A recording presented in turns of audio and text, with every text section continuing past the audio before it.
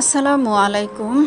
আশা ও বিশ্বাস আল্লাহর অশেষ রহমতে আপনারা সবাই ভালো আছেন। আলহামদুলিল্লাহ আমিও ভালো আছি।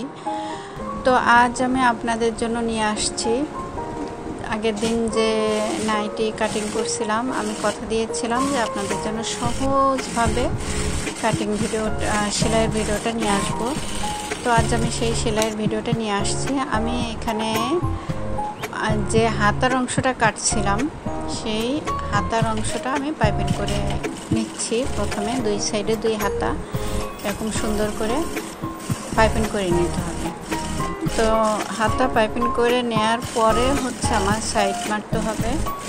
এটা খুবই সহজ, সিম্পল একটা নাইটি।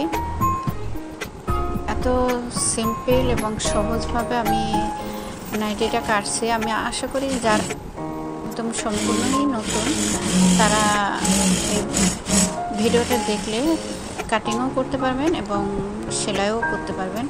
তো আমার যেখানে হাতা কাটিং শেষ, সেখান থেকে আমি 2 ইঞ্চি নিচে রেখে একটু আবার 2 ইঞ্চি ফাঁকা রেখে সাইডটা মারব। কারণ আমার প্রথমে 2 ইঞ্চি হাতা যেখানে শেষ, সেখান থেকে 2 ইঞ্চি নিচে দিয়ে তারপরে আবার 2 ইঞ্চি আমি ফাঁকা দেবো, সেলাই দেবো না। তারপরে 2 ইঞ্চি নিচ থেকে আবার সেলাই শুরু করব। এবার হচ্ছে আমার যে ফাঁকা জায়গাটা রাখছিলাম সেইটা আমি সুন্দর করে এভাবে আটকিয়ে দেবো সেলাই দিয়ে। তো এটা করলে হচ্ছে আমার বেল্ট ব্যবহার করতে সুবিধা হবে। তো এখন আমি হচ্ছে সামনে পাইপিংটা দেবো, সামনের সাইডে পাইপিংটা দেবো। এটার জন্য আমি কাপড় নেব 4 ইঞ্চি। লম্বা তো আমাদের মাপ দিয়ে নিতে হবে, নাইটিটা মাপ দিয়ে যতটুকু লম্বা আসে ততটুকু লম্বা নিতে হবে, কিন্তু চওড়া নিতে হবে 4 ইঞ্চি। 4 ইঞ্চি যেহেতু কাপড়টা আমি 2 ভাঁজে নিয়েছি, 2 ভাঁজে নিয়ে আমার সামনের সাইডের এক পাশ থেকে শুরু করে পিছনে ঘুরে আর এক পাশে নিয়ে আসতে হবে। এবার হচ্ছে একটা চাপ সেলাই দিয়ে দিতে হবে, কারণ চাপ সেলাইটা না দিলে আমার এটা সুন্দর করে বসবে না, ফিটিং হবে না।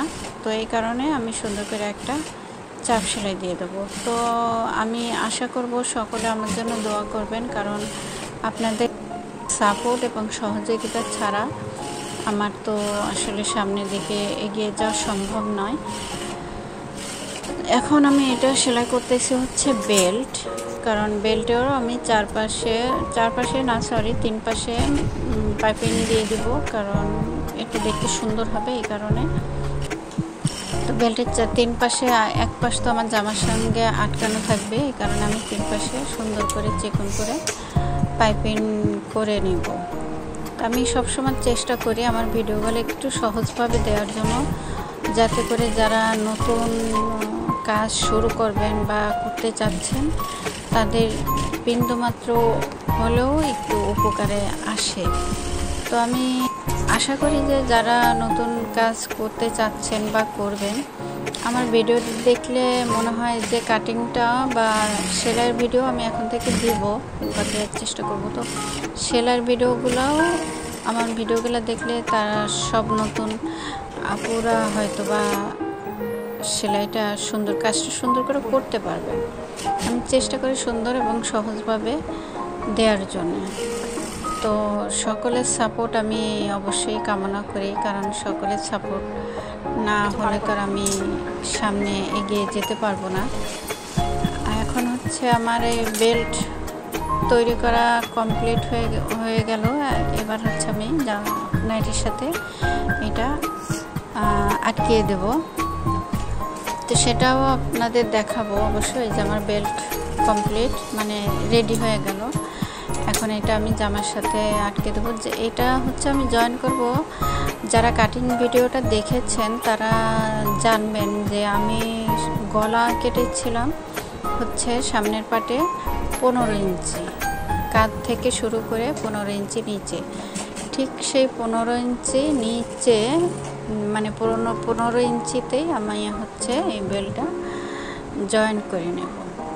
কারণ আমি যে সাইডে যে ফাঁকা রেখেছিলাম ওইখানে কিন্তু এই বেল্টটা যাবে। তো এই কারণে আমি 15 ইঞ্চি মাথায় আমি বেল্টটা জয়েন করে সুন্দর করে আটকিয়ে দেব।